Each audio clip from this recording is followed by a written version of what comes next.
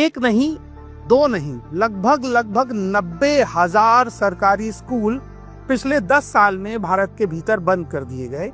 वो भी इस ड्रामे के साथ कि इस देश की शिक्षा व्यवस्था को और बेहतर बनाया जाएगा। बार बार स्कूलों के बेहतर विकास की बात होती रही, सांसदों द्वारा गांव गोद दिए जाते रहे, उनके भीतर स्कूल गोद दिए जाते रहे और गोद लेते लेते कब 90,000 स्कूलों की गोद में ही हत्या कर दी गई, ये आपको पता ही है। 2014-15 में भारत के भीतर लगभग 11,07,101 सरकारी स्कूल थे, जो अब 10,17,660 हो गए हैं। यानी लगभग 90,000 सरकारी स्कूलों को पूरी तरह से बंद कर दिया गया है।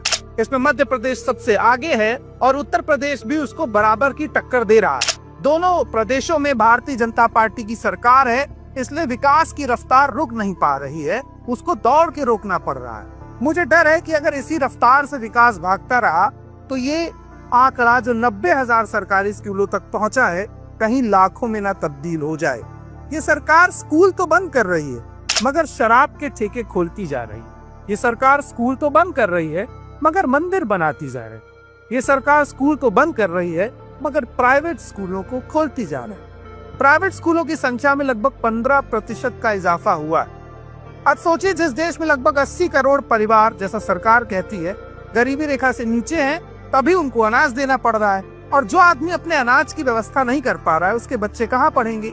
सरकारी स्कूलों में पढ़ेंगे। अब आप सरकारी स्कूल बंद कर दीजिए तो उसके बच्चे पढ़ेंगे ही नहीं। ये पढ़ेंगे नहीं तो सवाल नहीं करेंगे, सवाल नहीं करेंगे तो आप देश में अमृतकाल लाते रहेंगे और विज्ञापन पर अरबों करोड़ों को खर्च करके बताते रहेंगे कि मोदी जी विश्व के सबसे शक्तिशाली प्रधानमंत्री हैं, मगर उनके प्रधानमंत्री रहते हुए 90,000 स्कूल बंद हुए।